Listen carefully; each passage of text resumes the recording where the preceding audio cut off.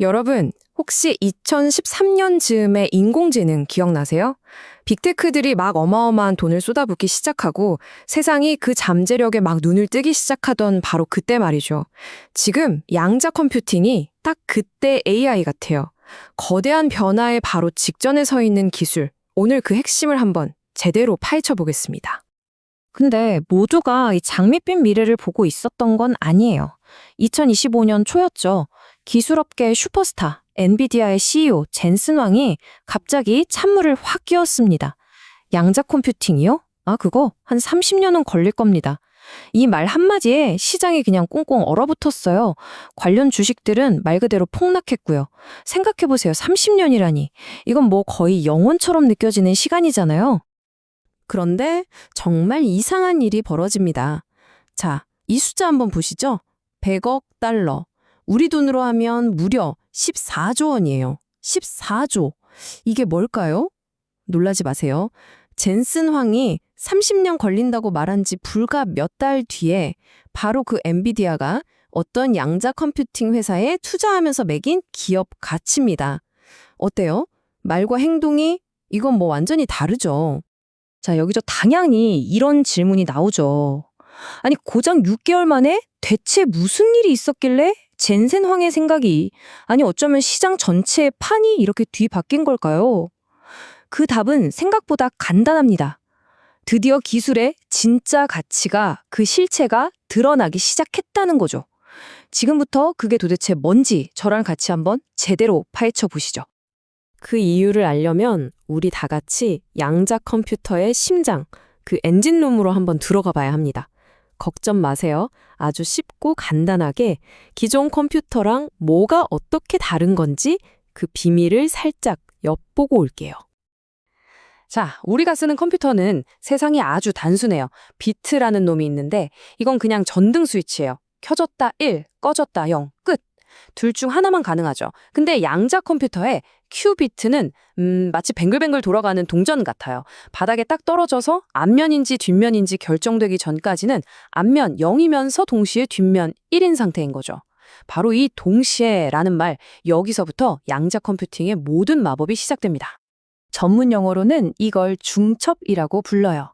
쓰러지기 직전에 팽이처럼 모든 가능성을 한 몸에 다 품고 있는 상태. 근데 이게 왜 그렇게 대단하냐면요. 큐비트가 하나면 0과 1 두 가지 상태지만 두 개가 되면 00, 01, 11, 11 네 가지 상태를 동시에 가질 수 있어요. 세 개면 8개. 이런 식으로 큐비트가 하나씩 늘 때마다 계산 능력이 그냥 2배, 4배, 8배 말 그대로 기하급수적으로 빵 하고 터지는 거예요. 이게 바로 기존 컴퓨터랑은 아예 차원이 다른 힘의 원천입니다. 그리고 이 중첩보다 어쩌면 더 기묘하고 신비한 현상이 있어요. 바로 얽힘입니다. 이건 뭐냐면 두 큐비트가 보이지 않는 끈으로 연결돼서 완전히 한 몸처럼 움직이는 거예요. 얼마나 대단하냐면 하나는 지구에 있고 다른 하나는 우주 저편에 있어도 지구에 있는 큐비트의 상태를 딱 확인하는 순간 저 멀리 있는 큐비트의 상태도 즉시 결정돼 버려요.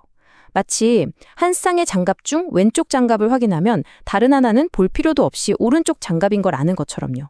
바로 이 얽힘이 중첩 상태의 큐비트들을 하나의 거대한 팀으로 묶어서 정말 상상도 못할 복잡한 문제들을 한 방에 풀어버리게 만드는 거죠.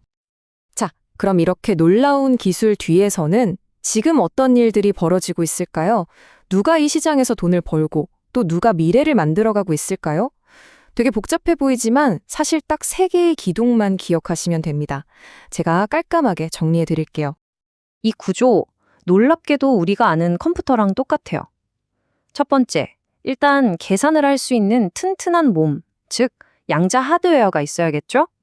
두 번째, 이 몸을 움직이게 할 똑똑한 두뇌, 양자 소프트웨어가 필요하고요.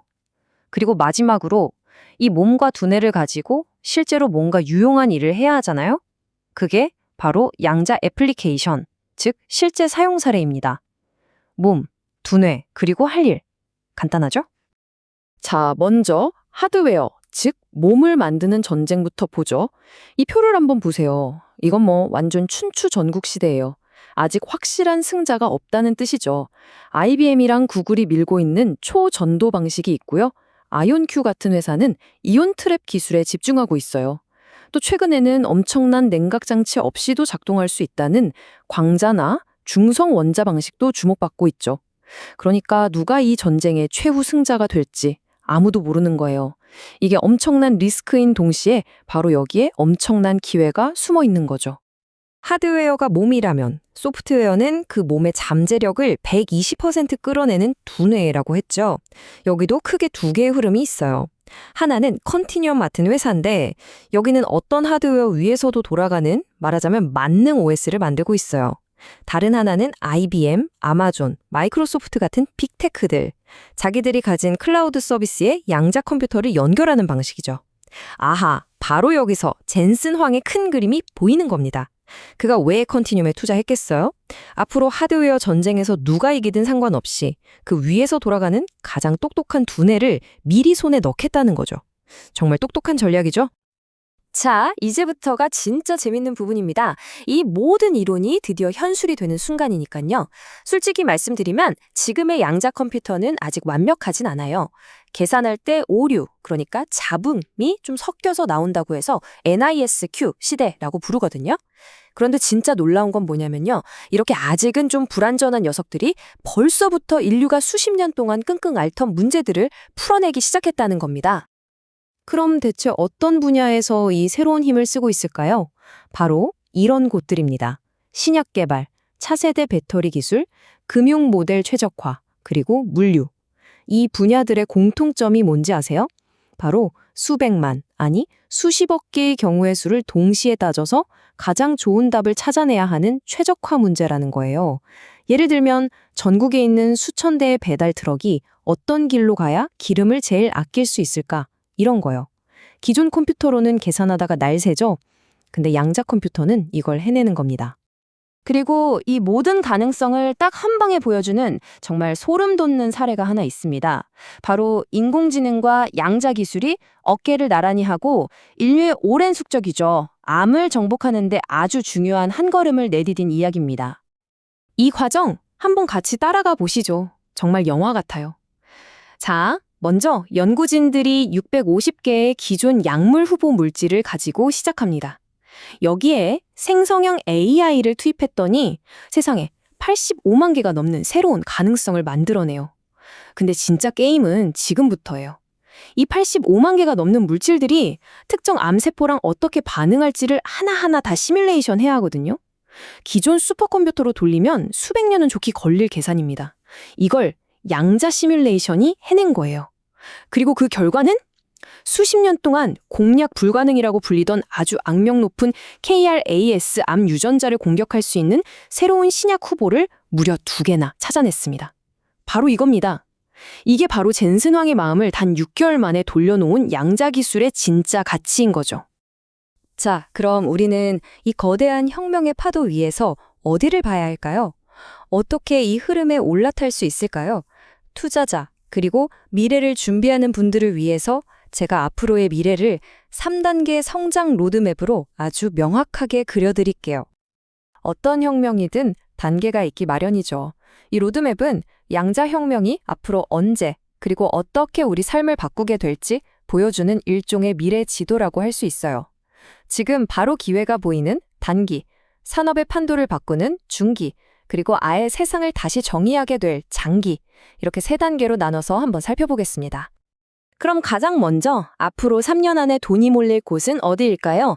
첫 번째, 양자 컴퓨터를 직접 살 순 없으니까 빌려 쓸 수 있게 해주는 클라우드 플랫폼입니다.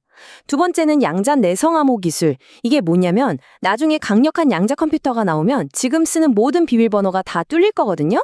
그걸 미리 막는 방패 기술이에요. 창과 방패의 싸움이 이미 시작된 거죠. 그리고 마지막으로 아주 특정 분야의 좁고 깊은 문제를 풀어주는 그런 소프트웨어 스타트업들. 여기가 바로 단기적인 기회의 땅입니다. 자, 그리고 3년에서 10년 사이 중기로 접어들면 이제 본격적으로 산업이 바뀌기 시작합니다. 이 차트를 보시면 제약 바이오, 신소재, 그리고 금융. 이 세 분야가 혁신을 이끌어갈 거예요. 이게 우리 삶에 어떤 의미냐고요? 더 효과 좋은 신약이 나오고 한 번 충전하면 훨씬 오래가는 배터리가 나오고 더 안정적인 금융 시스템이 만들어진다는 뜻입니다. 그리고 10년 후 장기적인 미래는 거의 SF 영화에 가까워져요. 누구나 지금의 노트북처럼 쓸 수 있는 범용 양자 컴퓨터가 나오고 해킹이라는 개념 자체가 사라지는 양자 인터넷이 깔리고 양자 기술로 한 단계 더 진화한 AI가 등장하는 거죠. 상상해보세요. 도시 전체의 교통, 에너지, 물류 시스템을 마치 하나의 살아있는 생명체처럼 실시간으로 최적화하는 세상. 바로 그런 세상이 열리는 겁니다. 자, 다시 모든 이야기의 시작점으로 돌아가 보죠. 2013년 대부분의 사람들이 그게 되겠어? 라고 할 때 AI의 가능성에 과감하게 투자했던 몇몇 회사들, 그 회사들이 지금 세상을 움직이고 있습니다. 역사는 반복되는 것 같아요. 이제 질문은 하나입니다. 이제 막 동이 터오르는 이 양자 시대의 진정한 승자는 과연 누가 될까요?